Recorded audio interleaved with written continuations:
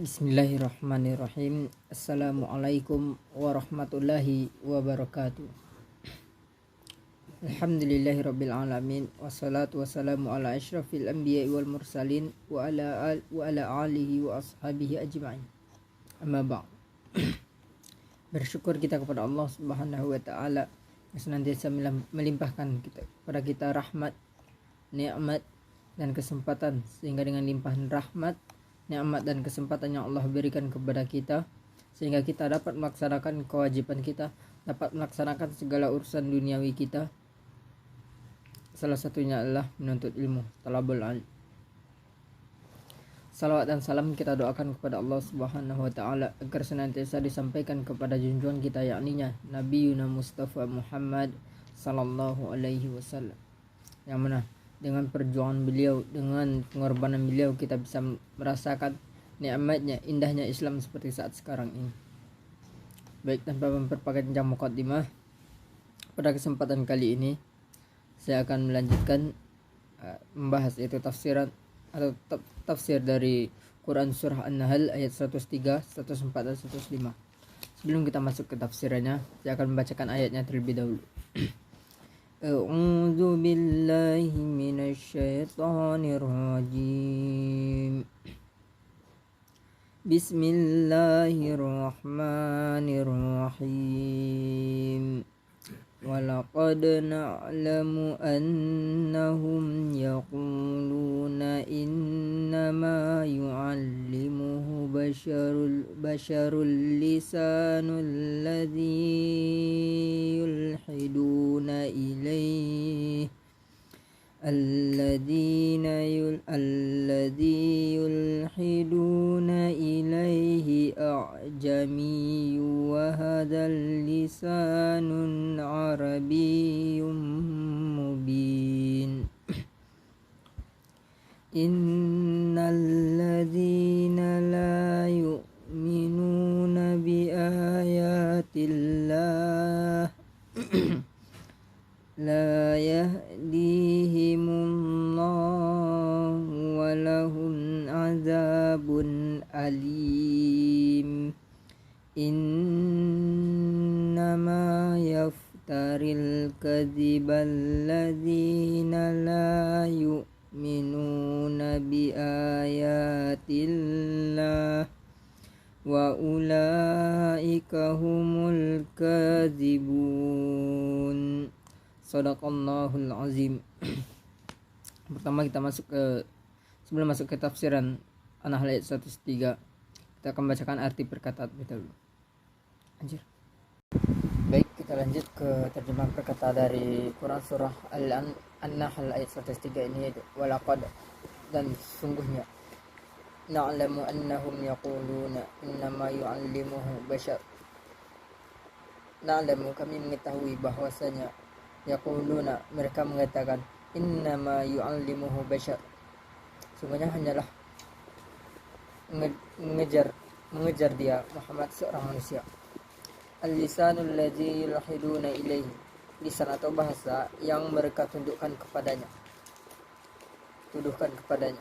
A'jamiyun wa hadzal lisanun arabiyyun, itu bahasa ajam, dan sedang ini Al-Quran ini adalah bahasa Arab mubin, yang nyata.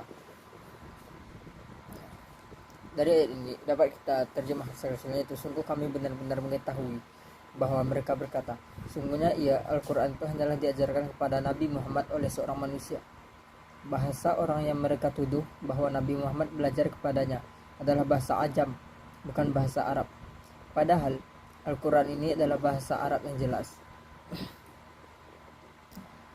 Dan sesungguhnya kami mengetahui bahwa mereka berkata, sesungguhnya Al-Quran itu diajarkan oleh seorang manusia kepada Nabi Muhammad.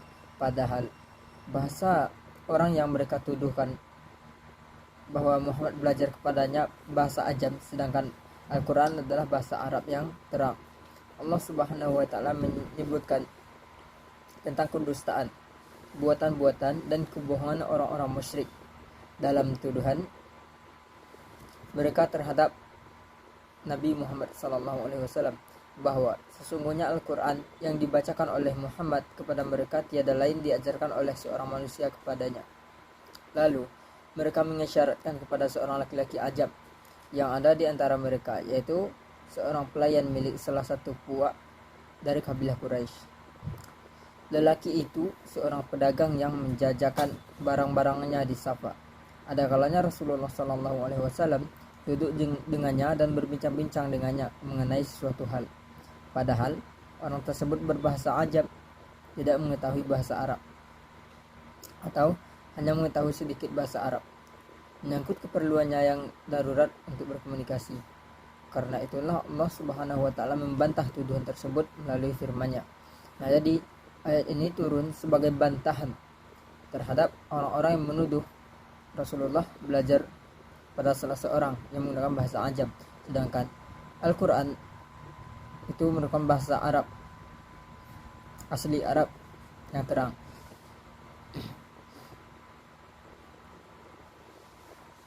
Nah, dengan kata lain, mana mungkin Al-Quran yang bahasanya sangat fasih, berpramasastra, berpararamasastra, sangat tinggi dan mengandung makna-makna yang sempurna, lagi mencakup segalanya yang menjadikannya jauh lebih sempurna daripada makna-makna yang terkandung di dalam semua kitab yang diturunkan kepada kaum Bani Israel, merupakan sebuah dari pelajaran yang diterimanya. Dan mana mungkin dia belajar dari seorang ajam atau non-Arab? Jelas hal yang tidak akan dikatakan oleh seorang yang berakal rendah pun. Muhammad ibnu Ishaq di dalam kitab Al-Sirah mengatakan, dahulu Rasulullah SAW menurut berita yang sampai kepadaku sering duduk di marwah di tenda nyukuk seorang budak beragama Nasrani bernama Jabar. Dia adalah seorang budak milik seorang dari Bani Hadrami. Maka Allah menurunkan firman-Nya, dan sesungguhnya kami mengetahui bahwa mereka berkata, sesungguhnya Al-Quran itu diajarkan oleh seorang manusia kepada Nabi Muhammad. Padahal bahasa orang yang mereka tuduhkan bahwa Muhammad belajar kepadanya adalah bahasa ajam, sedangkan Al-Quran adalah dalam bahasa Arab yang terang. Nah, hal yang sama telah dikatakan oleh Abdullah bin Katsir dari Ikrimah dan Qatadah, disebutkan bahwa nama budak itu Ya'ish.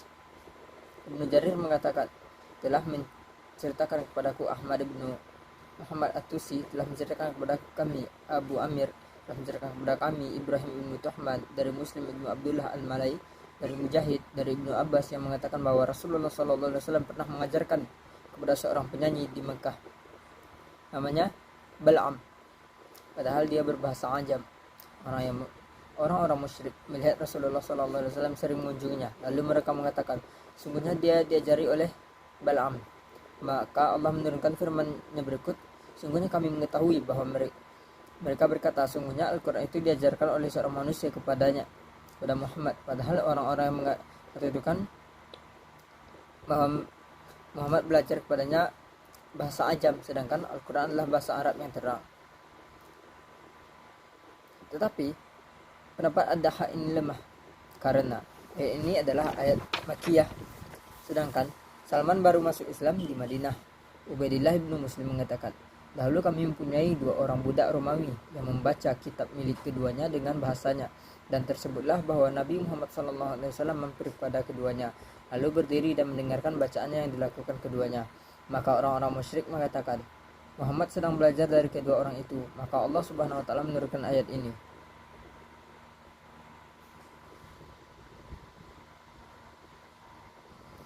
Sedangkan di ayat 104 yang berarti sungguhnya orang-orang yang tidak beriman kepada ayat-ayat Allah atau Al-Quran, Allah tidak akan memberi petunjuk kepada mereka, dan bagi mereka azab yang pedih.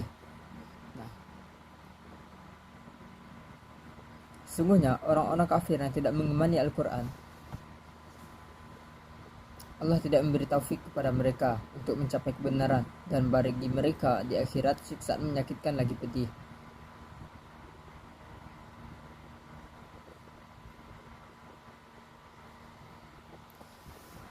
Sungguhnya dari ayat 104 ini, sungguhnya orang-orang yang tidak beriman kepada ayat-ayat Allah atau tidak beriman kepada Al-Quran, Allah tidak akan memberi petunjuk kepada mereka, dan bagi mereka azab yang pedih. Sungguhnya yang mengadakan kebohongan hanyalah orang-orang yang tidak beriman kepada ayat-ayat Allah, dan mereka itulah orang-orang yang pendusta.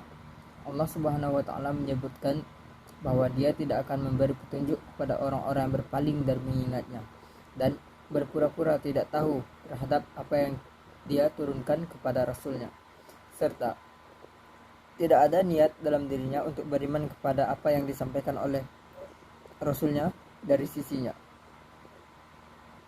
Manusia yang berkarakter seperti ini tidak akan diberi petunjuk oleh Allah untuk beriman kepada ayat-ayatnya dan apa yang disampaikan oleh Rasul-Rasulnya di dunia. Dan bagi mereka di akhirat nanti ada azab yang pedih lagi, sangat menyakitkan. Kemudian Allah menyebutkan bahwa Rasulullah SAW bukanlah orang yang mengada-gada, bukan pula pendusta. Bahkan sebaliknya, hanyalah makhluk yang jahatlah yang berani membuat kedustaan terhadap Allah dan Rasul-Rasulnya. Mereka adalah orang-orang yang tidak beriman kepada ayat-ayat Allah, dari kalangan orang-orang kafir dan orang-orang ateis yang terkenal kedustaannya di kalangan manusia. Utusan Allah itu Nabi Muhammad SAW adalah orang yang paling benar, paling bertakwa, serta paling sempurna ilmu, pengalaman, iman dan keyakinannya. Dan terkenal dengan kejujurannya di kalangan kaumnya. Tiada seorang pun yang meragukan hal ini dari kalangan mereka, sehingga mereka memberinya julukan di antara sesama mereka dengan panggilan Al-Amin. Ketika Heraklius, Raja Romawi, bertanya kepada Abu Sufyan tentang sifat yang dimiliki oleh Rasulullah SAW, yaitu antara lain, Heraklius mengatakan, apakah kalian pernah menuduhnya sebagai pendusta sebelum dia mempermaklumatkan seruannya? Abu Sufyan menjawab, tidak pernah. Maka Heraklius berkata, tidaklah logis bila dia meninggalkan kedustaan terhadap manusia, lalu dia pergi dan berbuat kedustaan terhadap Allah Subhanahu wa taala. Sedang dalam Quran surah An-Nahl ayat 105 yang mana bunyinya innama yaftaril kadhibal ladzina la yu'minuna bi ayatillahi wa ulaika humul kadzibun. Artinya innama, sesungguhnya hanyalah yaftaril kadhiba, mengada-ngadakan kedustaan, alladzi la yu'minuna bi ayatillah, orang-orang yang tidak mereka beriman kepada ayat-ayat Allah, ulaika humul kadzibun, dan mereka itulah orang-orang yang pendusta. Jadi sesungguhnya orang yang mengada-ngadakan kebohongan hanyalah orang-orang yang tidak beriman kepada ayat-ayat Allah, mereka itulah para pembohong. Sesungguhnya orang yang tidak beriman kepada ayat-ayat Allah atau tidak beriman kepada Al-Quran, Allah tidak akan memberi petunjuk kepada mereka dan bagi mereka azab yang pedih.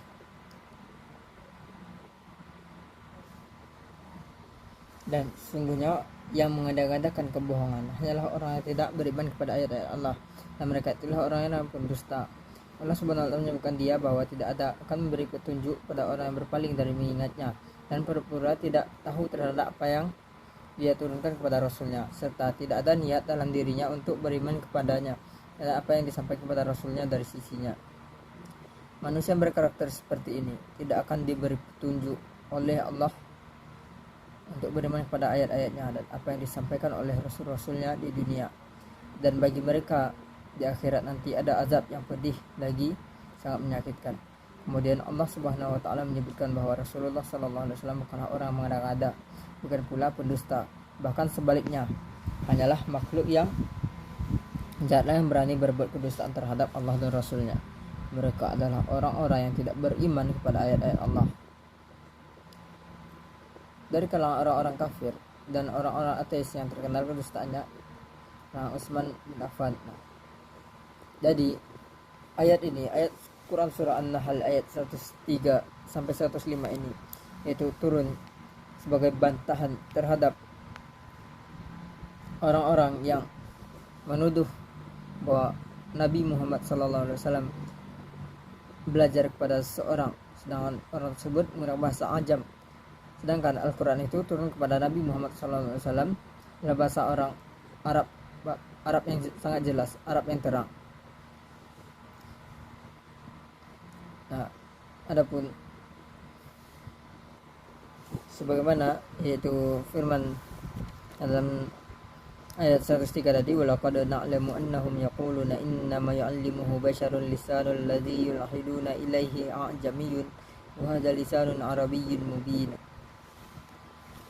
itu sungguh akan mengetahui bahasanya Nabi Muhammad itu diajarkan dari bahasa orang ajam, sedangkan Al-Quran itu turun bahasa Arab yang terang. Nah, makanya untuk membantah perkataan orang-orang yang menuduh Rasulullah belajar terhadap orang ajam, orang menggunakan bahasa ajam itu, turunlah Quran surah An-Nahl ayat 103 sampai 105 ini. Mungkin hanya ini yang dapat saya sampaikan. Jika ada kesalahan dalam penyampaian mohon dimaafkan. Billahi taufiq wal hidayah. Assalamualaikum warahmatullahi wabarakatuh.